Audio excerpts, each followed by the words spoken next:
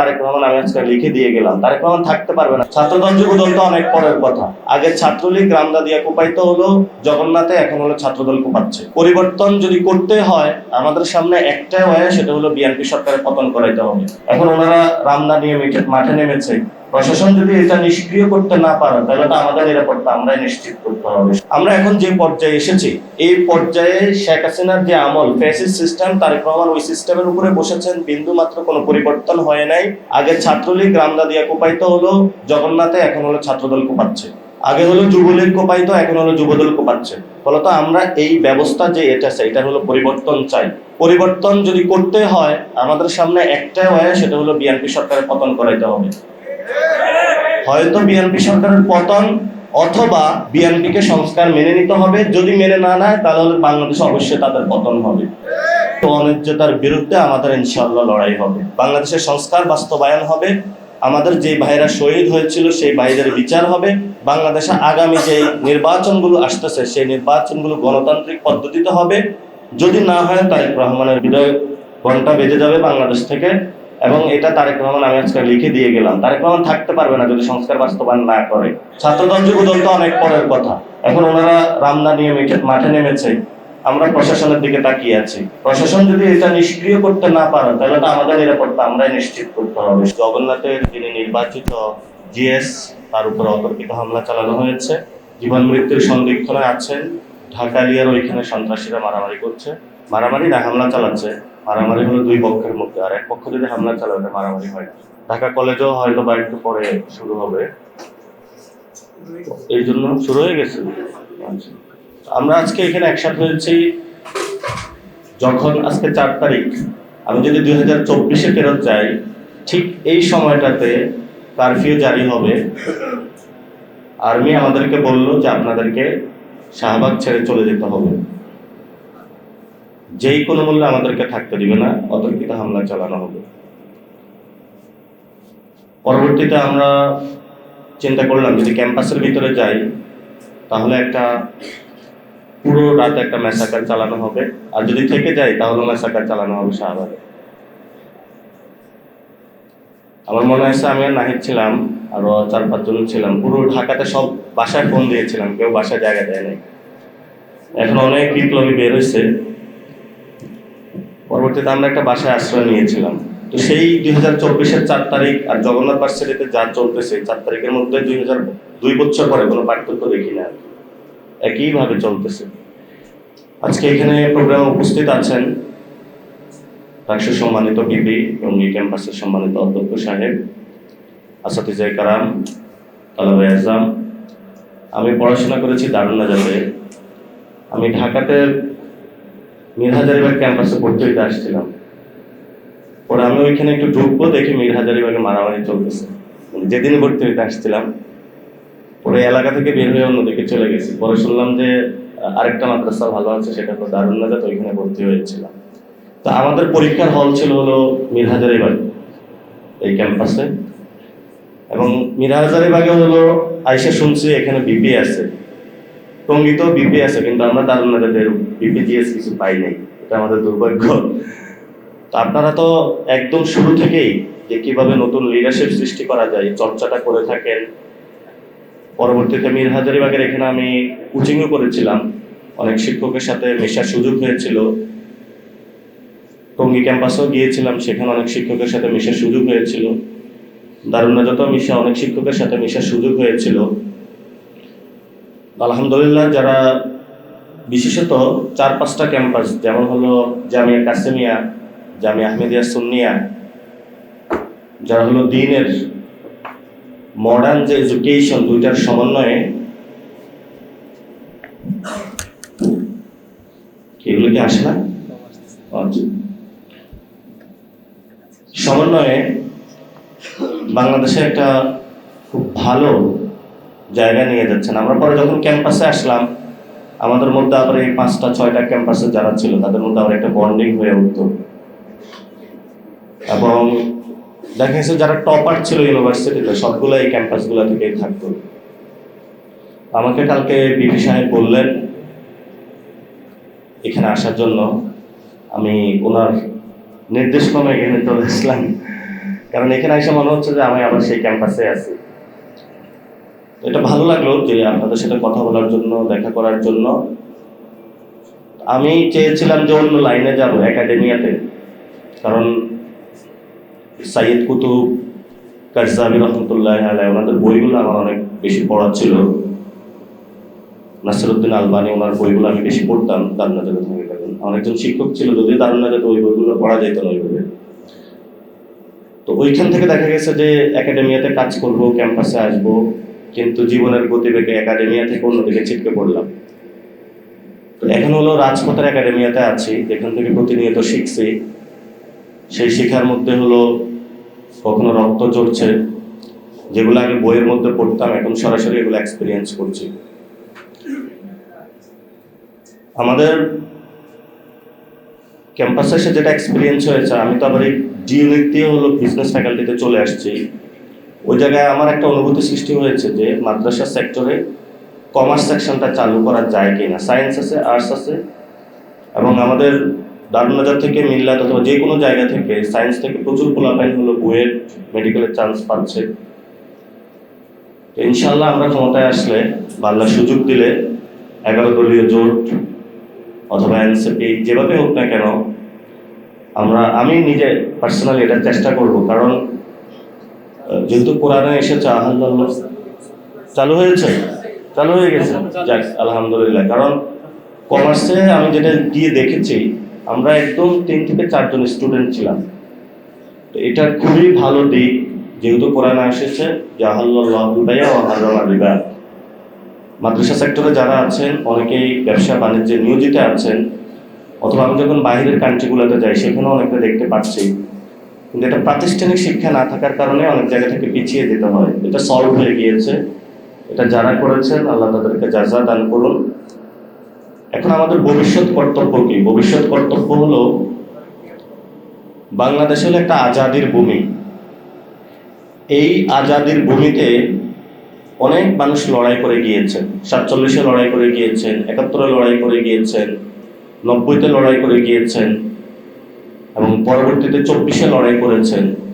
আমরা কি রাজনীতিটা প্রপোজাল দিচ্ছি, সেই জায়গাটা হলো দায় এবং দরদের, কম্পেশনের রাজনীতি। অর্থাৎ আমরা যখন বলি যে উম্মতে মুহাম্মাদি বা দরদি নবী, অর্থাৎ উম্মতের প্রতি অনেক ওনার ভালোবাসা ছিল, দরদ ছিল। সে দরদ থেকে ওনার দায়, অর্থাৎ উনি কেউ কাটা বিছায়া দিচ্ছে পথে, তারপরে হলো দাওয়াত নিয়ে গিয়েছেন। অনেক কষ্ট দিয়েছে, তারপরেও দাওয়াত নিয়ে গিয়েছেন। কেউ ইসলাম কবুল করবে না, তারপরেও ইসলামের প্রচার নিয়ে গিয়েছেন। এই যে দরদ, যে উম্মতকে বাঁচাইতে হবে, হয়তো আমাদের সময়ে এসে আমাদেরও সে দায় এবং দরদ, এই জায়গা থেকে আমরা রাজনীতি করি। এবং এটা পশ্চিমা বিশ্ব থেকে শুরু করে সব জায়গাতেই যারা ইথিক্যাল ভ্যালুজের উপরে রাজনীতি করে তারাও এই কথাগুলো বলে থাকে। দ্বিতীয় যে বিষয়টা, বর্তমান বিশ্বে আমাদের 3টা হলো সবচেয়ে চ্যালেঞ্জ অতিক্রম করতে হচ্ছে। একটা হলো ইওলজি, আরেকটা হলো ইকোনমি, আরেকটা হলো আপনাদের জাস্টিস বা ডেমোক্রেসি। অনেকে বলে থাকেন যে আমরা খেলাফতের দিকে যাব, অনেকে বলে থাকেন না যে আমরা ডেমোক্রেসির দিকে যাব। কিন্তু যেটাই যাই না কেন, সেটা প্রত্যেকেরই একটা কাঙ্ক্ষিত মানজিলে মাকসাদ বা উদ্দেশ্য থাকে, সেটা হলো শান্তি কায়েম করা। এখন আমরা মনে করি যে আমাদের রাজনীতি যেটা, সেই জায়গাটা থেকে বাংলার যে সিভিলাইজেশন আছে, আমি যদি মৃত্যুবরণ করি, বাংলার সিভিলাইজেশনকে নিয়ে আমাকে জিজ্ঞেস করা হবে যে তোমার এখানে 18 কোটি মুসলমান আছে, তুমি তাদের জন্য কি করেছ। এ দায় এবং অনুভূতি থেকে আমরা রাজনীতিতে অনেকে জড়িয়ে পড়ি। তারপরে হলো অনেকের সাথে পরবর্তীতে কথা হয়েছে, আমাদের মধ্যে অনেকগুলো বোঝাপড়া ছিল। কেউ মুসলিম বাঙালির হিস্ট্রিতে বইতে ঘাটতে গিয়েছেন, সেখানে তারা পত্রিকা বের করেছেন, এবং প্রত্যেকটা জায়গায় আমরা একসাথে ঐক্যবদ্ধ হয়ে পরে যখন 24-এ একসাথ হই, সেই সময়কালীন শেখ হাসিনা এই বিষয়টা আসলে টের পায় নাই। তো আমাদের ভাইদের সাথে অন্য ভাইদের সাথেও কিছু দ্বিমত হয়েছিল, যা আমরা বলেছিলাম এইভাবে রাজনীতিটা হওয়া উচিত, ওনারা বলেছিল ওইভাবে রাজনীতিটা হওয়া উচিত।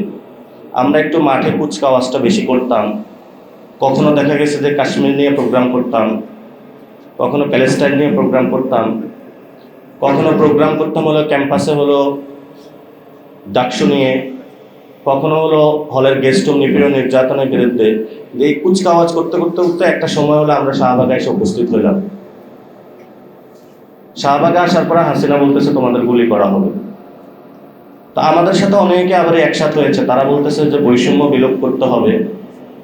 আমরা বললাম যে বৈষম্য তো বিলোপ হবে যখন হলে স্বৈরাচারী ব্যবস্থার পরিবর্তন হবে। আমরা কুচকাওয়াজ করতে করতে 3 তারিখ পর্যন্ত পৌঁছলাম। 3 তারিখে অনেকেই বললো যে দফার দাবি কি হবে।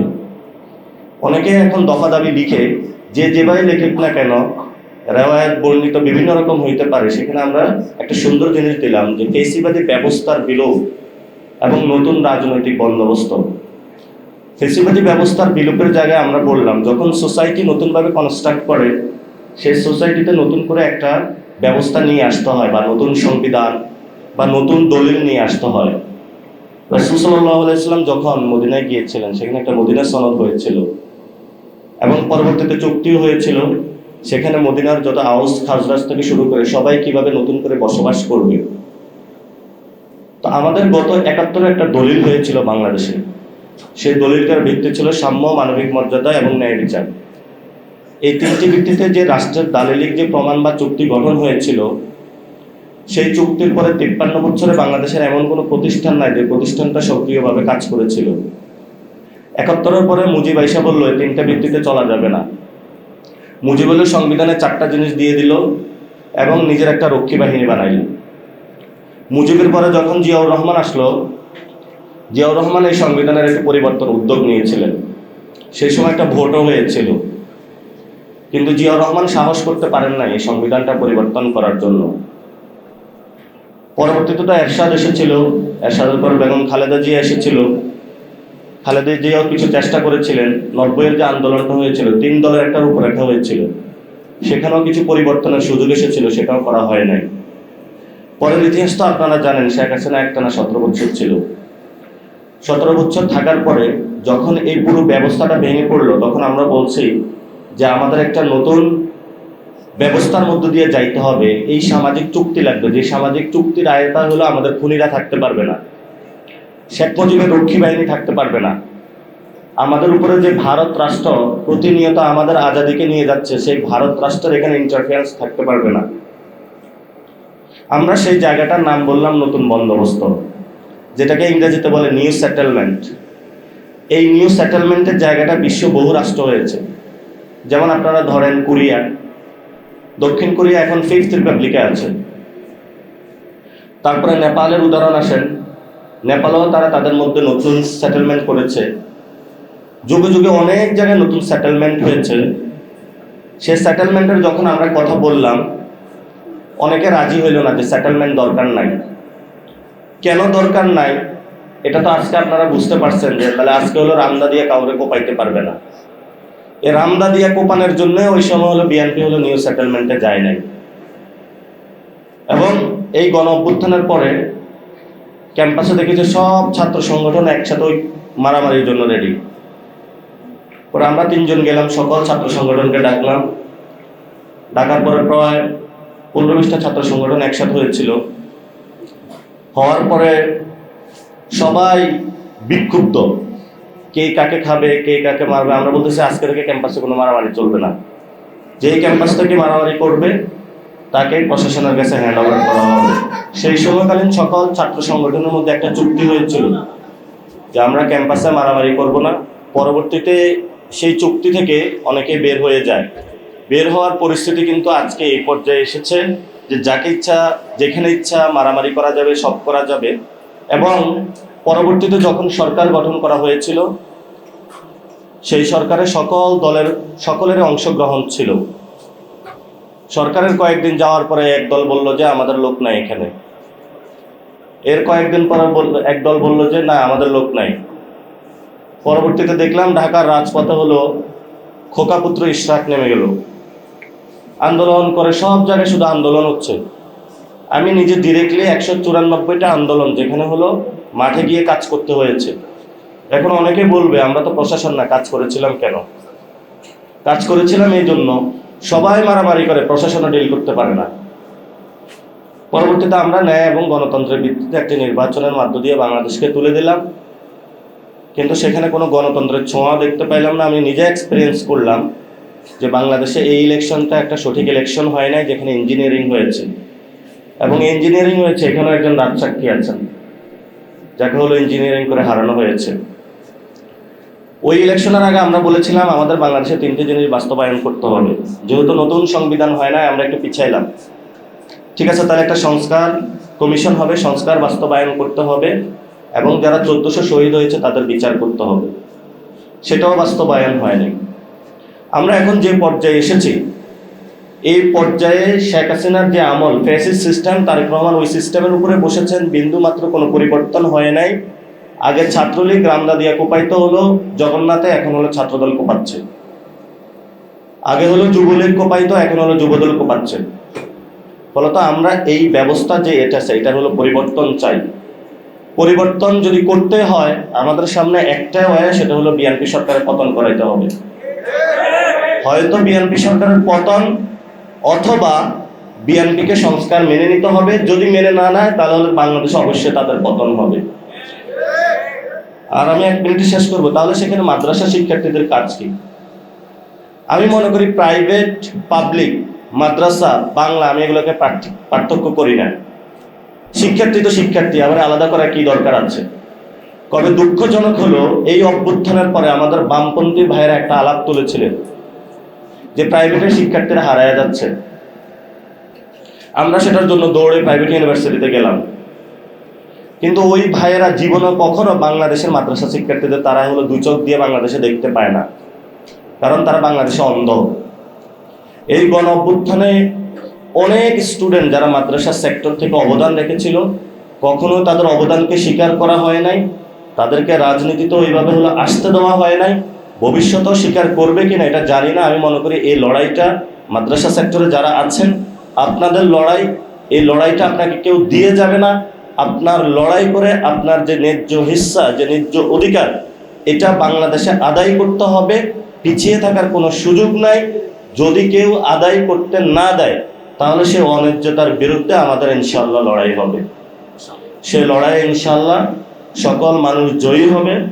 বাংলাদেশের 90% মানুষের যে ভ্যালুজ, এই ভ্যালুজ নিয়ে বাংলাদেশ কায়েম হবে, বাংলাদেশের সংস্কার বাস্তবায়ন হবে, আমাদের যে ভাইরা শহীদ হয়েছিল সেই ভাইদের বিচার হবে, এবং বাংলাদেশে আগামী যে নির্বাচনগুলো আসতেছে সেই নির্বাচনগুলো গণতান্ত্রিক পদ্ধতিতে হবে। যদি না হয় তারেক রহমানের বিদায় ঘণ্টা বেজে যাবে বাংলাদেশ থেকে, এবং এটা তারেক রহমান, আমি আজকে লিখে দিয়ে গেলাম, তারেক রহমান থাকতে পারবে না যদি সংস্কার বাস্তবায়ন না করে। ছাত্রদল যুবদল তো অনেক পরের কথা, এখন ওনারা রামদা নিয়ে মাঠে নেমেছে, আমরা প্রশাসনের দিকে তাকিয়ে আছি। প্রশাসন যদি এটা নিষ্ক্রিয় করতে না পারে তাহলে তো আমাদের নিরাপত্তা আমরাই নিশ্চিত করতে হবে। সবাই প্রস্তুত হন ইনশাআল্লাহ। আসসালামু আলাইকুম। আজকে ক্যাম্পাসগুলোতে সন্ত্রাসী কার্যক্রম শুরু করা হয়েছে, এবং সন্ত্রাসী কায়দাটা যেভাবে বিগত ফেসিবাদী আমলে শুরু হয়েছে সংগঠিত হয়েছে, তার চেয়েও একটি ভয়ানক ধরনের। আমরা কখনো বিগত ফেসিস্ট আমলেও ঢাকা শহরে প্রকাশ্য দিবালোকে আজকে সকাল থেকে যেটি ঘটছে, যে রামদা লাঠি সোটা উঁচিয়ে মোড়ে মোড়ে অবস্থান গ্রহণের যে বিষয়টি, এটি একমাত্র জুলাই ছাড়া, একেবারে জুলাইয়ের যে দিনগুলি, সেই দিনগুলি ছাড়া কিন্তু আগে দেখি নাই। আজকের দিনের কথা বলছি আমরা, এই লজ্জাজনক পরিস্থিতিটি আজকে আমাদের দেখতে হলো। আমাদের আজকে প্রশ্ন করতে ইচ্ছা করে যে জুলাই সনদ, গণভোটের বাস্তবায়ন, গণভোটের রায় বাস্তবায়ন, এগুলো তো জন আকাঙ্ক্ষা, সেটেলড ইস্যু, এবং অত্যন্ত বাস্তব সত্য হচ্ছে এই গণভোটের গণরায় কি হবে না হবে, জুলাই সনদে কি থাকবে না থাকবে, এর ফরম্যাট কি হবে, কোনটা টাইমলাইন কি হবে, এই সব কিছু সেটেল করার ক্ষেত্রে সবচেয়ে বেশি ভূমিকা যে রেখেছে, যে দল রেখেছে, যে গোষ্ঠী রেখেছে, তারা তো আজকের রাষ্ট্র ক্ষমতায় আছে। আজকে বলে তারা যে গণভোটের এই প্রশ্ন সেই প্রশ্ন তাদের মন মতো হয় নাই, অথচ এই গণভোটের প্রস্তাবক বিএনপি, এই গণভোটের ডেট নির্ধারণের প্রস্তাবক বিএনপি, এই গণভোটের প্রশ্ন কি থাকবে না থাকবে সেগুলোর প্রস্তাবক বিএনপি। ইভেন আমরা তো উল্টা প্রশ্ন করছি আজকে, যে জুলাই সনদের কিছু বিষয়কে তাদের নিজেদের মতো করে লিখে নেওয়া হয়েছে, সেই বিষয়টি লিখে নেওয়ার পরেও আজকে সেই জুলাই সনদকে নিয়ে তারা গড়িমসি করছে, এটি তো তাদের জন্য এবং এই জাতির জন্য কলঙ্কজনক অধ্যায় রচনা করবে। আমরা আজকে কি দেখলাম? একটা জুলাই মাস যেখানে রক্তের বন্যা বয়ে গেল, শাহাদাতের বন্যা বয়ে গেল। আমাদের এখানে প্রবন্ধে তথ্যগুলো আপনারা জেনেছেন, 850 তথ্য স্পেসিফাইড বাই দ্য গভর্নমেন্ট, এবং 1400 এরও বেশি সংখ্যক শহীদ হয়েছে, এটি জাতিসংঘ দ্বারা ইতোমধ্যে প্রমাণিত হয়েছে। এবং বাংলাদেশ জামাত ইসলামী এই 1400কে এবং তার সাথে আরও কিছু আছে কিনা সেটা যাচাই বাছাই করার জন্য শহীদ স্মারক প্রকাশ করেছে। ইতোমধ্যে সম্ভবত 12 খণ্ডে সেটি বাংলা, আরবি, ইংরেজি, টার্কিশ ভাষায় প্রকাশিত হয়েছে। এই যে একটি ভয়াবহ ঘটনা, এত বড় ধরনের জুলুম নির্যাতনের চিত্র, সচিত্র প্রতিবেদন নিয়ে সরকারের পক্ষ থেকে কি কর্মসূচি আজকে জুলাইয়ে দেখা যাচ্ছে? পুরো একটি মাস চলে গেল, না তাদের দলের পক্ষ থেকে আর না সরকারের পক্ষ থেকে কোনো কর্মসূচি দেখা যাচ্ছে। অথচ দেখুন কি নির্লজ্জভাবে জুলাইয়ের বিরুদ্ধে একটি আইন পাশ করা হচ্ছে। উদ্যোগ নেওয়া হয়েছে গুম কমিশনের যে আইনটি, সেটিকে সংশোধন করার জন্য। হঠাৎ করে কথা নাই বার্তা নাই, একদিনের সময় দেওয়া হয়েছে, একদিনের মধ্যে মতামত দিয়ে দিতে হবে। কেউ জানে না কি আসলে এখানে গুমের তদন্ত করবে কারা, যারা গুমের কার্যক্রম বাস্তবায়ন করেছে। বাংলাদেশের থানার ওসিদের নির্দেশে এই গুম কার্যক্রম সংগঠিত হয়েছে কি হয়নি, এটি তো সবাই জানি। আজকে আমরা কিভাবে গুম হয়েছি, আহত হয়েছি, গ্রেপ্তারের শিকার হয়েছি, হামলার শিকার হয়েছি, কাদের দ্বারা হয়েছি, এটি তো প্রমাণিত সত্য। গুম কমিশনকে ল্যাপস করে দিয়ে এই যারা গুমের শিকার, গুম কার্যক্রম বাস্তবায়ন করেছে তাদেরকে দিয়েই তদন্ত করার উদ্যোগ নেওয়া হয়েছে। এরকম শুধুমাত্র একটি গুম কমিশন আইন সংক্রান্ত নয়, অসংখ্য আইনকে তারা ল্যাপস করে দিয়েছে, যেগুলো আকাঙ্ক্ষা ছিল জুলাইয়ের। আমরা জুলাই পাব, জুলাইয়ের মাধ্যমে এই বাংলাদেশে একটি নতুন যাত্রা শুরু হবে, রাজনীতির গণতান্ত্রিক পরিবেশ সৃষ্টি হবে। তো সেই জায়গায় আজকে তাদের জবাব কি হবে? কোনো জবাব কিন্তু তাদের নাই। জবাব কি হলো? আজকে তারা সন্ত্রাসী হামলা শুরু করলো। আজকে কয়েকদিন ধরে এই হামলাটা চলছে। আমি এজন্য বিশেষভাবে সরকার সহ সারা বাংলাদেশের গুরুত্বপূর্ণ ব্যক্তিবর্গ, সুশীল সমাজ সকলের প্রতি উদাত্ত আহ্বান রাখবো। আপনারা শেখ হাসিনা আসবে কি না আসবে এরকম নিয়ে বহু আলাপ আলোচনা করছেন, কিন্তু যারা আমরা বাংলাদেশে এখন জুলাই গণঅভ্যুত্থান পরবর্তী স্টেপ, তাদের ভূমিকা নিয়ে আপনারা আলোচনা করুন। আর তার চেয়েও বড় বিষয় আমি এভাবে বলবো, বাংলাদেশে মাদ্রাসা শিক্ষার্থীরা, মাদ্রাসার সাথে সংশ্লিষ্ট শিক্ষক, কর্মকর্তা, কর্মচারীরা এই জুলাইকে, এই বাংলাদেশকে যেভাবে চিন্তা করে, সেটি হলো নৈতিক এবং সমাজকে সামনের দিকে অগ্রগামী করার জন্য। সুতরাং তাদেরকে সাথে নিয়ে বসুন, আপনারা নৈতিক বাংলাদেশ গড়ার দিকে এগিয়ে যান। এই উদাত্ত আহ্বান জানিয়ে আমার কথা শেষ করছি। ওমা তৌফিক ইল্লা বিল্লাহ। আসসালামু আলাইকুম রহমতুল্লাহ। জুলাই গণ অভ্যুত্থানের প্রত্যাশা, প্রাপ্তি এবং করণীয় শীর্ষক আজকের এই আলোচনা সভার শ্রদ্ধাভাজন সভাপতি, মঞ্চে উপস্থিত সম্মানিত অতিথিবৃন্দ এবং তামিরুল মিল্লাত কেন্দ্রীয় ছাত্র সংসদ, যেটা টাকসুর সম্মানিত নেতৃবৃন্দ, এবং তাদেরই উদ্যোগে আজকের এই আলোচনা সভার আয়োজন করা হয়েছে। এখানে অনেক গণ্যমান্য ব্যক্তিবর্গ, সুধীবৃন্দ, বিশেষ করে শহীদ পরিবারের গর্বিত সম্মানিত সদস্যবৃন্দ, জুলাই যোদ্ধারা এখানে উপস্থিত আছেন, আমাদের প্রিয় সাংবাদিক বন্ধুগণ আছেন এবং আমার সম্মানিত প্রিয় দেশবাসী ভাই ও বোনেরা। সালাতুল আসর আমাদের প্রায় সবারই বাকি, কোনো ক্রমেই এই সভা আর দীর্ঘ করার সুযোগ নেই। আমি প্রথমেই ধন্যবাদ জানাবো যে টাকসু আজকের এই জুলাই গণ অভ্যুত্থানের দ্বিতীয় বার্ষিকী উদযাপনের মাসব্যাপী কর্মসূচির অংশ হিসেবে আজকে এই আলোচনা সভার আয়োজন করেছে। মাদ্রাসা শিক্ষা, মাদ্রাসা ছাত্রদের নেতৃত্ব, মাদ্রাসা ছাত্রদের সংগঠনকে একসময় এই দেশে শুধু অবহেলা, উপেক্ষাই নয়, তারা স্বীকারই করতো না যে এটা একটা আলাদা এডুকেশন সিস্টেম। এরা যে সমাজের নেতৃত্বে, কর্তৃত্বে, শিক্ষায়, একাডেমিক ক্যারিয়ারে, রাষ্ট্রযন্ত্রের কি point of the state and society, এরা যে নিজেদেরকে ফিট, উপযুক্ত মনে করে জায়গায় যেতে পারে, মাদ্রাসা শিক্ষা ব্যবস্থাকে তুচ্ছ তাচ্ছিল্য করে, ইগনোর করে বাংলাদেশে বিদ্যমান সেকুলার আধিপত্যবাদ বিরোধী শক্তি মাদ্রাসা শিক্ষার বিরুদ্ধে সেই ষড়যন্ত্র করতো এবং সেই অপপ্রচার তারা করত। কিন্তু আলহামদুলিল্লাহ দিনে দিনে বছরে বছরে মাদ্রাসার শিক্ষার্থীরা তাদের মেধার পরিচয় দিয়েছে, যোগ্যতার পরিচয় দিয়েছে, দক্ষতার পরিচয় দিয়েছে। শুধু যোগ্যতা মেধা নয়, অনেক ক্ষেত্রে বিশ্ববিদ্যালয়ের সাধারণ আধুনিক শিক্ষায় শিক্ষিত ছাত্রদের চেয়েও অনেক পরীক্ষায় মাদ্রাসার ছাত্ররা সবচেয়ে কোয়ালিফাইড, সবচেয়ে মেধা এবং কৃতিত্বের পরিচয় দিয়ে মাদ্রাসার শিক্ষাকে তারা সম্মানিত করেছে। এটার জন্য আমি তাদেরকে ধন্যবাদ জানাই। বাংলাদেশে কিছু কি বলবো বুদ্ধিজীবী মানে বুদ্ধি বিক্রি করে যারা খায়, আইনজীবীরা আইন ব্যবসা করে খায়, এই বুদ্ধি যারা বিক্রি করে তাকেও বুদ্ধিজীবী বলতে হয়। এক শ্রেণীর বুদ্ধিজীবী পয়দা হয়েছিল ফ্যাসিবাদী শাসনের যুগে। তারা নানান তথ্য আবিষ্কার করত। মাদ্রাসা শিক্ষা শেষ করো, এখন এই 5 মাসের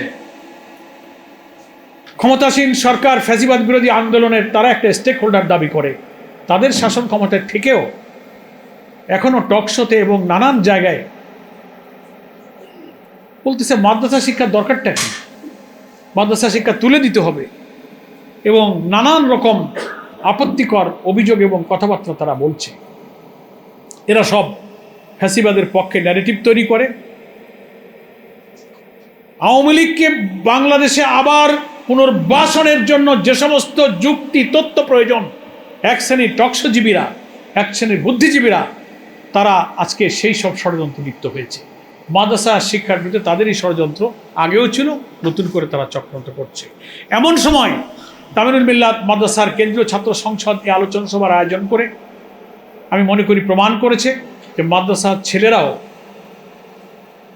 জুলাই গণ অভ্যুত্থানের তাদের যে আত্মত্যাগ, অসাধারণ আত্মত্যাগ, এখানকার তথ্য অনুযায়ী 85 জন মাদ্রাসা ছাত্র তারা জীবন দিয়েছে। কিন্তু আরও অনেক বিশ্ববিদ্যালয়ের ছাত্ররা যারা পরে মাদ্রাসা থেকে এসে ইউনিভার্সিটিতে পড়েছে এবং বিভিন্ন জায়গায় পরিচয় নিলে আরও হয়তো মাদ্রাসার ব্যাকগ্রাউন্ডের ছিল, এই আন্দোলনে শহীদ হয়েছে, সেটাও কিন্তু পাওয়া যাবে। জাতিসংঘ মানবাধিকার কমিশন তাদের রিপোর্টে বলেছে 1400, কিন্তু বর্তমান আন্তর্জাতিক অপরাধ ট্রাইব্যুনালে যিনি চিফ প্রসিকিউটর, তিনি বিভিন্ন মামলার তদন্ত করতে গিয়ে তিনি সেদিন মিডিয়াতে বলেছেন যে আমরা দেখতে পাচ্ছি যে শহীদের সংখ্যা, এই আন্দোলনের জীবনদানের সংখ্যা এই 1400-কে আরও অনেক ছাড়িয়ে যাবে। সেজন্য মাদ্রাসা ছাত্ররা যে মেধায়, যোগ্যতায়, স্মার্টনেসে, জীবনদানে, দেশ, জাতি, গণতন্ত্র, ইসলামের জন্য সংগ্রামে তারা যে ঐতিহ্যের পরিচয় দিতে পারে, সংগ্রামের পরিচয় দিতে পারে, আজকের এই আলোচনা সভা তারই স্বাক্ষর বহন করে। আমি মাদ্রাসা শিক্ষা, আমার অবশ্য মাদ্রাসায় লেখাপড়া করার সৌভাগ্য হয়নি, কিন্তু আমার 2টা সন্তানকে মাদ্রাসায় লেখাপড়া শেখাতে গিয়ে আমার বড় মেয়েটাকে মাদ্রাসায় দিয়েছিলাম আমি, আর ছোট ছেলেটাকে দিয়েছিলাম। 4 ছেলে মেয়ের প্রথমটা আর ছোটটা। বলতে আমার তো আর সৌভাগ্য হলো না, তো এক বড়জন তো কামিল পাস করেছে, ছোটটাকে বললাম বাবা তুমি হাফে যাও, কামিল হও। তো সেই দিকে যাচ্ছে। ওদেরকে দিয়ে আমি টের পেয়েছি যে আমার কি পরিমাণ ভুল হয়েছে, আর মাদ্রাসায় না পড়লে জাতির, জীবনের, পরিবারের, নৈতিকতার, সভ্যতার কি ক্ষতি হয়, এটা আমরা নিজেরা কিন্তু টের পাই। এই জন্য একদিন এই সত্য সূর্যের আলোর মতো উদ্ভাসিত হবে। আমি 3টা কথা বলে আমার কথাটা শেষ করব। একটা হলো প্রত্যাশা ছিল এই হাজার হাজার মানুষের জীবনদান, আহত, ক্ষতবিক্ষত, রক্তাক্ত মানুষের চোখের পানি, শত শত বুলেট এবং স্প্রিন্টার শরীরে নিয়ে এখনও যারা রাতে ঘুমাতে পারে না, কান্নাকাটি করে, সকলের প্রত্যাশা ছিল বাংলাদেশ একটি বৈষম্যহীন রাষ্ট্র হবে, একটি নতুন বাংলাদেশ বিনির্মাণের স্বপ্ন কিন্তু তারা দেখেছে। শিশু থেকে নিয়ে বৃদ্ধ পর্যন্ত নারী, শিশু, মহিলা, ব্যবসায়ীরা সেজন্য জীবন দিয়েছিল। সেই বৈষম্যহীন রাষ্ট্রের অর্থ হলো এমন রাষ্ট্র যেখানে দুর্নীতি থাকবে না, দলীয়করণ থাকবে না, প্রধানমন্ত্রী অসীম ক্ষমতার মালিক হবে না, রাষ্ট্রপতি প্রধানমন্ত্রীর ক্ষমতার ভারসাম্য থাকবে, সকল সাংবিধানিক পদে ট্রেজারি বেঞ্চ, অপোজিশনের মাধ্যমে নিরপেক্ষ নিয়োগ হবে, মেধার পরিচয় হবে এবং জনজীবনে মানুষের আশা আকাঙ্ক্ষা পূরণ হবে, দুর্নীতি হবে না, অর্থ পাচার হবে না, ভিন্ন মতের দমন পূরণ হবে না। এরকম একটা রাষ্ট্রকেই বলা হয় মানবিক রাষ্ট্র। সেই রাষ্ট্রটাই ছিল কিন্তু এই জুলাই অভ্যুত্থানের প্রত্যাশা। কি মনে করেন? তাই তো ছিল। বাস প্রত্যাশার কথা শেষ। এখন আসেন প্রাপ্তি। প্রাপ্তি কি আমরা তা পেয়েছি? আমরা পাইনি। এই প্রাপ্তি অর্জনের পথে প্রধান বাধা হয়ে দাঁড়িয়েছে জুলাই অভ্যুত্থানের বেনিফিশিয়ারি সুবিধাভোগী ক্ষমতাসীন দল বিএনপি। এই জুলাই আগস্টের চেতনা বাস্তবায়নে সবচেয়ে বড় অন্তরায় হয়ে দাঁড়িয়েছে। কারণ জুলাই অভ্যুত্থানের মধ্য দিয়ে যে জুলাই চার্টার, যে জুলাই সনদ আমরা একমত হয়েছি, তার ভিত্তিতে একটা গণভোট হয়েছে। 84টি রাষ্ট্র সংস্কারের ঐক্যমত্য কমিশনের বিষয়ে সামারাইজ করে 4টি প্রশ্নে একটা গণভোট হয়েছে। সেই গণভোটের গণরায় কার্যকরী করার মধ্য দিয়ে এটাকে বাস্তবায়নের জন্য 2025 সালের 13ই নভেম্বর একটা প্রেসিডেন্সিয়াল অর্ডার জারি হয়েছিল, জুলাই সনদ বাস্তবায়ন আদেশ। সেখানে একটা সংবিধান সংস্কার পরিষদ, তার একটা শপথ, 30 দিনের মধ্যে তার বৈঠক ডাকা এবং সেটাকে বাস্তবায়ন করে 180 দিনের মধ্যে এটাকে সংবিধানের তফসিল অন্তর্ভুক্ত করা। এর জন্য একটা প্রেসিডেন্ট অর্ডার ছিল। বাংলাদেশের সংবিধানের আর্টিকেল 125 অনুযায়ী যখন পার্লামেন্ট থাকে না, সরকার থাকে না, প্রধানমন্ত্রী থাকে না, তখন অন্তর্বর্তীকালীন অথবা কোনো স্টেট বা রাষ্ট্রপতি দ্বারা জারিকৃত কোনো অর্ডিন্যান্স, কোনো অর্ডার, কোনো অ্যাক্ট তখন আইনের সমমর্যাদা পায়। সেই আইনে একই দিনে গণভোট হয়েছে, একই দিনে সেদিন জাতীয় ভোট হয়েছে। ক্ষমতায় যাওয়ার পরে মেজরিটির জোরে এখন বিএনপি বলছে আমরা গণভোট মানি না, সংবিধান সংস্কার আদেশ অবৈধ, রাষ্ট্রপতি আদেশ দিতে পারে না, ওই শপথ সংবিধানে নাই। আপনি আজব ব্যাপার। একই মায়ের পেটে একই সঙ্গে 2টা সন্তান জন্ম নিয়েছে। উদাহরণটা খেয়াল করবেন। একই মা 2টা সন্তানের জন্ম দিয়েছে, একটা সন্তানকে স্বীকার করে আর একটাকে স্বীকার করে। একই মা। একটা প্রেসিডেন্সিয়াল অর্ডারের অধীনে 2টা ভোট হয়েছে।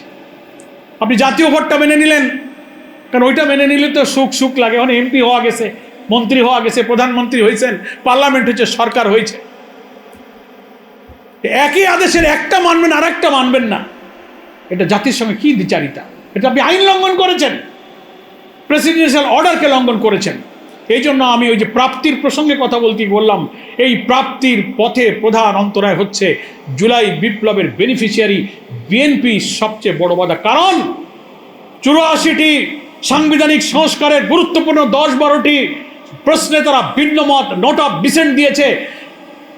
সেই জন্য তারা বলে মানুষকে বোকা বানানোর জন্য যে আমরা জুলাই সনদ মানব, ওই 12টা সাংবিধানিক পরিবর্তন বাদে তারা মানবে। তা যদি মানে, তাহলে এই রাষ্ট্রের ফ্যাসিবাদী চরিত্র কখনো বদল হবে না। এই জন্য 84টি ঐক্যমতের ব্যাপারে যে ব্যালটে 4টি প্রশ্ন ছিল, জুলাই সনদের নোট অফ ডিসেন্ট ছিল, বিএনপির ভিন্ন মত ছিল, কিন্তু গণভোটের ব্যালটে কোনো ভিন্ন মত বা নোট অফ ডিসেন্ট নাই। 70% মানুষ, 5 কোটি মানুষ ভোট দিয়ে বিএনপির নোট অফ ডিসেন্টকে খারিজ করে দিয়েছে। এখন আইনগতভাবে বিএনপি এবং দেশের জনগণ, সমস্ত পার্লামেন্ট মেম্বার বাধ্য এই জুলাই সনদের আইনি ভিত্তি দেওয়ার জন্য যে লিগ্যাল ফ্রেম করা হয়েছিল, তার ভিত্তিতে গণভোটের গণরায়কে কার্যকর করতে হবে। এই জন্য প্রাপ্তি আমরা এখন অর্জন করতে পারি। প্রাপ্তির পথে প্রধান অন্তরায় হচ্ছে সরকার। পার্লামেন্ট সেশনে 180 দিন সেপ্টেম্বরে শেষ হয়ে যাবে according to presidential order. Within 180 days যদি আপনি এটা না করেন, এটা ল্যাপস হয়ে যাবে। আগামী অধিবেশনে আপনি সংবিধান সংস্কার পরিষদের বৈঠক ডাকুন, সেই পরিষদের শপথ গ্রহণ করুন এবং জুলাই সনদের ভিত্তিতে যে গণভোট, তার রায় অনুযায়ী আপনি সেই আইনকে আইনে পরিবর্তন করে সংবিধানের তফসিলে অন্তর্ভুক্ত করুন। তাহলে আমাদের প্রাপ্তি নিশ্চিত হবে, জনগণের গণ আকাঙ্ক্ষা পূরণ হবে। করণীয় বলতে ওই একই সাথে আমার বলা হয়ে গেল, করণীয়ই হলো গোটা জনগণ সরকারকে বাধ্য করতে হবে। 1 সাগর রক্তের বিনিময়ে যে রক্তের বেনিফিশিয়ারি আপনি আজকে ক্ষমতায় গিয়েছেন, আপনি সেই সনদ মানতে চান না, গণভোট মানতে চান না। আজকে পার্লামেন্টে যদি এর নিষ্পত্তি না হয়, আমরা চাই সমস্ত political discussion, legal discussion, legal debate পার্লামেন্টে হোক। আমরা এটা রাজপথে ঠেলে দিতে চাই না সংঘাত সহিংসতায়। সেটা যদি করেন আলহামদুলিল্লাহ, না হলে আপনারা হয়তো 70% ভোটারের সাথে বেইমানি করতে পারবেন, কিন্তু আমরা জনগণের যে রায় পেয়েছি তাতে আমরা জনগণের সাথে বেইমানি করতে পারবো না। ডিউ টু দ্যাট কজ আমাদেরকে 70% মানুষের কাছে এই আন্দোলনকে নিয়ে যেতে হবে। যদি পার্লামেন্টে এটা নিষ্পত্তি করতে না পারেন, তো আমরা রাজপথে 70% মানুষকে নিয়ে এই সমস্যার সমাধান আমরা করব ইনশাআল্লাহ। এটাই হচ্ছে আমাদের করণীয়। সকলকে ধন্যবাদ আমাকে একটু আপনাদের সঙ্গে সালাম দোয়া বিনিময়ের সুযোগ দেওয়ার জন্য। আসসালামু আলাইকুম রহমতুল্লাহি ওয়া বারাকাতুহু। তাওয়ার মিল্লাত কালমাসিদা টঙ্গী ছাত্র সংসদ যে আয়োজন করেছে, আমি আয়োজনের ধন্যবাদ জানাচ্ছি। জুলাইতে কয়েকটা স্পট খুবই গুরুত্বপূর্ণ ছিল এবং আমার স্পষ্ট মনে পড়ে, বিশেষ করে আমাদের উত্তরা যাত্রাবাড়ি 5ই আগস্ট। আমি তখন দেশের বাইরে, আপনারা জানেন তখন তুরস্ক ছিলাম, এবং আমরা সেখানে একটা সেল করেছিলাম সারা বিশ্বকে কোঅর্ডিনেট করার জন্য। আমরা এখান থেকে ফলো করেছিলাম দেশে কী হচ্ছে। 5ই আগস্ট আমরা বাংলাদেশ টাইম সম্ভবত 9টা থেকে 11টা পর্যন্ত কোনো আপডেট পাচ্ছি না বাংলাদেশ থেকে কী হচ্ছে, কোনো আপডেট নেই, সব অফ। মাঝখানে প্রায় 1-1.5 ঘন্টার মতো ইন্টারনেট থেকে শুরু করে সব বন্ধ ছিল, ফোনেও আমরা পাচ্ছি না বাংলাদেশ। এই পরিস্থিতিতে সর্বপ্রথম যে বড় মিছিলটা সবার মধ্যে একটা জাগরণ তুলেছিল, সেটা ছিল উত্তরার মিছিল। দেন হলো আমাদের যাত্রাবাড়ি। এই দুটো স্পটই শুধুমাত্র ওই দিন না, জুলাইয়ের শুরু থেকে যারা কাজ করেছে তারা কিন্তু আমাদের মাদ্রাসা ছাত্র। উত্তরাতে আমাদের যারা ছিল, আমাদের এখানে মিনহাজ আছে, আমাদের মিল্লাতের আর অনেক বিপিরা সাবেকরা আছেন, টিচাররা আছেন, সিগনিফিক্যান্ট কন্ট্রিবিউশন এখানে ছিল। এবং একটা সময় কিন্তু 5ই আগস্টের আগে উত্তরাকেও একদম পুলিশ সিরিয়াসলি ব্লক করে ফেলেছিল, নামাজ যাচ্ছে না সেখানে আমাদের টঙ্গীতে আপনারা জানেন যে গাজীপুরা, আমাদের খাপাড়া, এরশাদনগর, এখানে একটা মেসাগার হয়েছিল এবং সেই মেসাগার কিন্তু আমাদের শহীদ নাসির শাহাদাত বরণ করে। উত্তরাতে যে ছেলেটা আমাদের সবচেয়ে বেশি আনন্দ তুলেছিল শাহাদাত বরণ করার মধ্য দিয়ে, তার নাম হচ্ছে আমাদের প্রিয় শাকিল পারভেজ, তাওয়ার মিল্লাতের সাবেক ছাত্র। এভাবে করে আমাদের এখানে খলিল মোহাম্মদ সাহেব আছেন, উনি জুলাই পরে তুরস্ক গিয়েছিলেন। আমরা তখন ওনার কাছ থেকে গল্প করে শুনতেছিলাম যে যাত্রাবাড়িতে কীভাবে সংগৃহীত করেছেন, সেইখানে যে কন্ট্রিবিউশন, এটা সিগনিফিক্যান্ট। বাংলাদেশে একটা কষ্টকর জায়গা হচ্ছে যে মাদ্রাসা ছাত্রদেরকে ডিফেম করা হয়, তাদের অবদানকে খাটো করে দেখা হয়, ঠিক একইভাবে জুলাইকে আজকে ডিফেম করা হচ্ছে। তো আমি এই জায়গা থেকে সবাইকে অনুরোধ করবো, বিশেষ করে সাংবাদিক ভাইরা আছেন, সকল কন্ট্রিবিউশন স্বীকৃতি করতে পারা এর মধ্যে সার্থকতা আছে, কাউকে ছোট করে না। আমরা সবাইকে নিয়ে পথ চলব। বিশেষ করে মাদ্রাসা শিক্ষার্থীদের যে অবদান, এটা কোনো যেন খাটো না করা হয়, এটা দিকে আমার খেয়াল করতে হবে। এরপর আমরা আসি যে এই জুলাই বিপ্লব, এই আমাদের শহীদদের বিনিময়ে আমরা যে জুলাই পেয়েছি, এটা আমাদের আশা আলো জায়গায়। বাংলাদেশের সোশিওলজিকে চেঞ্জ করে দিয়েছে কিন্তু এই বিপ্লব। সমাজের সবগুলো জায়গাতে কারণ আনিয়েছে এই বিপ্লব, সবগুলো জায়গাতে। এটা যে শুধুমাত্র সোশিওলজি না, সাইকোলজিক্যালি একদম বাচ্চা থেকে শুরু করে একদম বৃদ্ধ পর্যন্ত সবাই কিন্তু চেঞ্জ করেছে। আমরা এর ফল পাচ্ছি বা পাওয়া শুরু করেছিলাম। মানুষের মধ্যে যেটা মৌলিক পরিবর্তন এসেছিল, সেটা আমরা হয়তো আগামী 20 বছর, 30 বছর, 50 বছর বাংলাদেশ পরিচালনা করার ক্ষেত্রে একটা নতুন মাইলফলক হতে পারত। কিন্তু এই জায়গাতে সমস্যা হয়েছে আমাদের যারা এখন সরকারে আছেন তারা। সেটা কোন জায়গাতে? সেটা হলো জুলাইয়ের যে স্বপ্ন ছিল বৈষম্যহীন বাংলাদেশ, নতুন বাংলাদেশ, এই বাংলাদেশ অর্জনের ক্ষেত্রে বিশেষ করে আমাদের জুলাই সনদ এবং গণভোট এটা বাস্তবায়ন করা হচ্ছে না। যদি এটা আমরা করতে পারতাম, তাহলে বাংলাদেশের যে মৌলিক সমস্যা, যেই কারণে ফেসিবাদ 17 বছর এখানে টিকতে পেরেছিল, বাংলাদেশের পলিটিক্যাল যে স্ট্রাকচার, এখানে একটা সিগনিফিক্যান্ট ট্রান্সফর্ম করা, এটা হয়ে যেত, জুলাই সনদ বাস্তবায়ন হয়ে যেত। কিন্তু সেটা হচ্ছে না আজকে, যারা আজকে ক্ষমতা আছেন তাদের কারণে। তো আমি সেই জায়গা থেকে আমি রিকোয়েস্ট করব যে আমাদের আজকের এই সেমিনার থেকে, যে আজকে যারা সরকারে আছেন, আপনাদের দায়িত্ব হচ্ছে এই জুলাই সনদকে বাস্তবায়ন করা। প্লিজ এই জায়গায় আপনারা সিরিয়াস হন, আর না হলে আপনাদের পরিণতি কিন্তু এই জায়গায় যেতে সময় লাগবে না। যারা আজকে দুপুরে খাবার রান্না করেছে কিন্তু সেটা খাওয়ার সুযোগ পায় না। সম্মানিত উপস্থিতি, আমি শেষ করতে চাই শহীদ শাকিল পারভেজের একটা গল্প দিয়ে। আর যিনি আমাদের এই তামিল পরিবারের শহীদ, তার বাবা, আজকে আমরা একটা সকালে আরেকটা প্রোগ্রামে আমরা একসাথে ছিলাম। ওনার বাবার সাথে আমি ফার্স্ট দেখা করি, উনি বলছিলেন যে শহীদ আমার ছেলে শাকিল পারভেজ, সে আমার একমাত্র ছেলে, 3টা মেয়ে, একমাত্র ছেলে হচ্ছে আমার শাকিল পারভেজ। আমার ওয়াইফ মানে শাকিল পারভেজের মা 10 বছর ধরে প্যারালাইজড রোগী, এবং এই 10 বছর তার মাকে দেখে রাখতো এই ছেলেটা। মারানাথ ইউনিভার্সিটির সর্বশেষ পড়তো, সম্ভবত 2nd ইয়ারে, জার্নালিজমে পড়তো। আমাদের সাংবাদিক ভাইরা এখানে আছে। 10 বছর প্যারালাইজড রোগী, তার মাকে দেখে রাখছে। তাকে উত্তরায় একদম পুলিশ কাছ থেকে গুলি করেছে, একদম কাছ থেকে তাকে ডেকে নিয়েছে, আসল সাথে কথা বলে ডেকে নিয়ে গুলি করে ফেলেছে। তার বাবা যখন তার সে লাশ পেলেন, তার সামনে অন্ধকার, তার এখন একমাত্র সহায় যে ছিল সেটাও চলে গেল। তার বাবা আমাকে বলতেছিলেন যে বাবা, আমার সন্তানকে শাকিল পারভেজকে যখন আমি কবরে দিয়েছি, আমার কাছে মনে হয়েছে যে আমি আমার সন্তানকে কবরে দিচ্ছি না, আমার স্বপ্নকে কবরে দিচ্ছি। শহীদ শাকিল পারভেজের বাবার স্বপ্নকে আমরা ব্যর্থ হতে দিব না ইনশাআল্লাহ। এখানে আমাদের শহীদ ওসমান পাটোয়ারির বাবা এখানে আছে। উনি আমাকে আমাদের এইবার রমজানে তামিরুল মিল্লাত মাদ্রাসায় একটা প্রোগ্রামে যখন আমরা শেষ করে ফিরছি, আমি বললাম যে আঙ্কেল আমার জন্য দোয়া করেন। উনি বলছেন যে বাবা, আমি দোয়া করে কী হবে, আমি দোয়া করতে পারবো না। আমি আশ্চর্য হলাম, কেন পারবেন না? বলছে আমার দোয়া যদি কবুল হতো তাহলে আমার ওসমানের লাশ আমার কাঁধে বহন করা লাগতো না। আজকে বাবারা এখানে আছেন, মায়েরা সেখানে আছে। আমরা যেন এই বাবাদের এবং মায়েদের এবং জুলাইয়ে যারা জীবন দিয়েছেন, যারা আহত হয়েছেন এবং যারা আন্দোলন করেছেন, আমরা সবাই মিলে আমরা যেন জুলাইয়ের স্বপ্ন বাস্তবায়ন করার জন্য কাজ করতে পারি। আল্লাহ আমাদের তৌফিক দান করুক, আমিন। আসসালামু আলাইকুম রহমতুল্লাহি ওয়া বারাকাতুহু। আমরা দীর্ঘ সময় ধরে অনেক গুরুত্বপূর্ণ আলোচনা শুনে আসছিলাম। বিশেষ করে 24-এর গণ আন্দোলনে ছাত্রছাত্রীরা যে দাবি নিয়ে, যে আশা নিয়ে, যে আকাঙ্ক্ষা নিয়ে মাঠে নেমে আওয়াজ তুলেছিল, তার মূল বিষয় ছিল ১,৫০০ বছর, প্রায় ১,৫০০ বছর পূর্বের আল্লাহ তাআলার শেখানো সেই বুলি, সেই আওয়াজ, সেই নির্দেশনা। সেটি কী ছিল? ইদিলু হুয়া আকরাবু লিত্তাকওয়া, জাস্টিস কায়েম করো, ইনসাফ কায়েম করো, এটি হলো তাকওয়া। সেটি যদি তাকওয়া হয়, আমাদের ছাত্রছাত্রীরা সেটির আওয়াজ করলেন, উই ওয়ান্টস জাস্টিস। এটিকে সামাজিকভাবে প্রতিষ্ঠা করার জন্যই তারা মাঠে নেমেছে।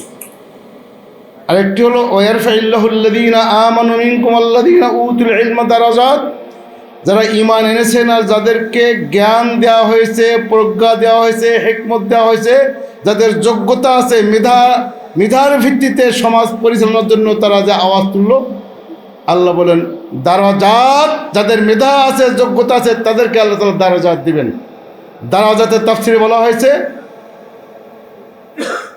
আল মুখলিসুন, আল মুত্তাকুন, যারা মুত্তাকি, যারা মুখলেস, এবং যারা জাতু শরফ, যারা বিভিন্ন যোগ্যতার অধিকারী, আল মুতকিনুন, এক্সপার্ট। তারা যে অধিকার আদায়ের জন্য আওয়াজ তুলেছিল, যে কোটা নয় মেধা, এই মেধার যে আওয়াজ তুলে তারা আন্দোলন করতে করতে এক পর্যায়ে ছাত্রছাত্রীদের উপরে যে জুলুম নির্যাতন শুরু হয়েছিল।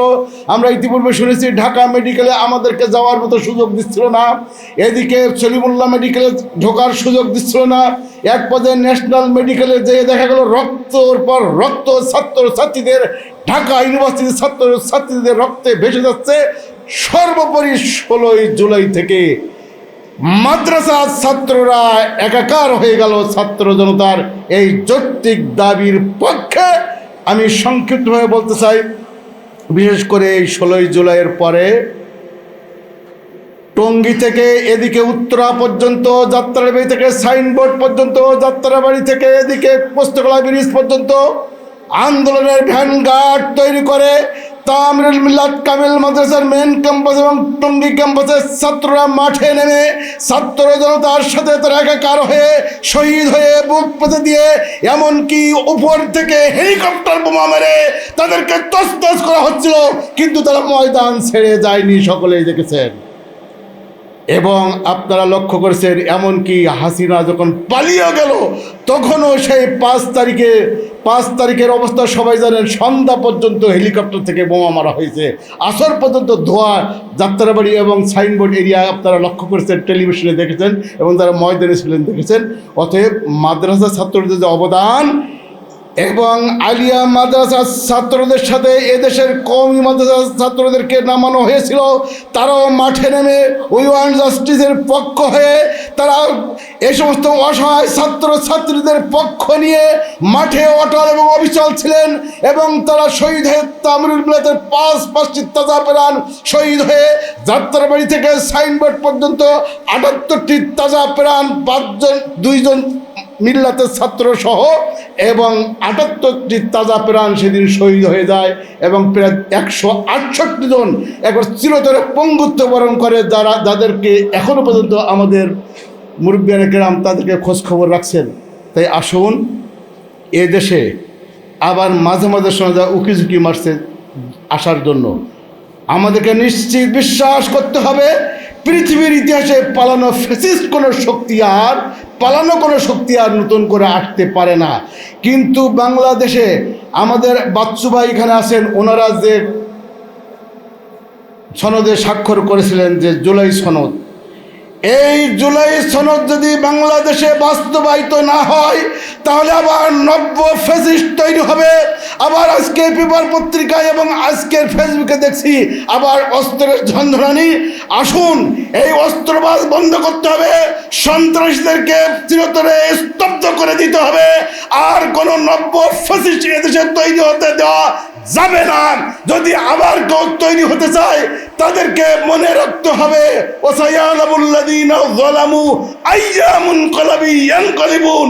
জালেম স্বৈরাচার ফ্যাসিস্ট শক্তি অচিরেই জানবে কিভাবে পালিয়ে চলে যেতে হয়। যেভাবে রান্না করে ভাত ফেলে পালাতে হয়েছিল, আবারও নতুন কোনো শক্তি আসলে তাদেরকে পালাতে হবে। ওয়াসাইহুজামুল জামউ ওয়া ইউওয়াল্লুনা দুবুর। যত শক্তি, সাহস, অস্ত্র শস্ত্র, পুলিশ, বিডিআর, আর্মি থাকুক না কেন, সমস্ত শক্তি পরাস্ত হবেই হবে, পিছনের দরজা দিয়ে পালিয়ে যেতে হবে। আসুন, বাংলাদেশকে সন্ত্রাস মুক্ত, অপরাধ মুক্ত, মাদক মুক্ত, দুর্নীতি মুক্ত আদর্শ মানবিক সমাজ গঠনের লক্ষ্যে আমরা জুলাই সনদের বাস্তবায়ন চাই। আল্লাহ তাআলা সে তৌফিক দান করুন। আসসালামু আলাইকুম ওয়া রাহমাতুল্লাহি ওয়া বারাকাতুহু। আনফুসিহিম, নিজেরা নিজেদের ভাগ্য পরিবর্তনের জন্য, নিজেদের অবস্থান তৈরি করার জন্য সর্বত প্রচেষ্টা চালিয়ে যেতে হবে। আজকের এই সেমিনার থেকে যে বক্তব্য আমরা শুনলাম, আমাদের নেতৃবৃন্দের যেই আশ্বাস আমরা পেলাম, আমরা যে দিক নির্দেশনা পেলাম, সেই অনুযায়ী আমাদের ভবিষ্যৎকে আমরা গড়ার চেষ্টা করব। সেই প্রত্যয়ে আমি আমার বক্তব্য এখানেই শেষ করছি। আল্লাহ হাফেজ। আসসালামু আলাইকুম ওয়া রাহমাতুল্লাহি ওয়া বারাকাতুহু।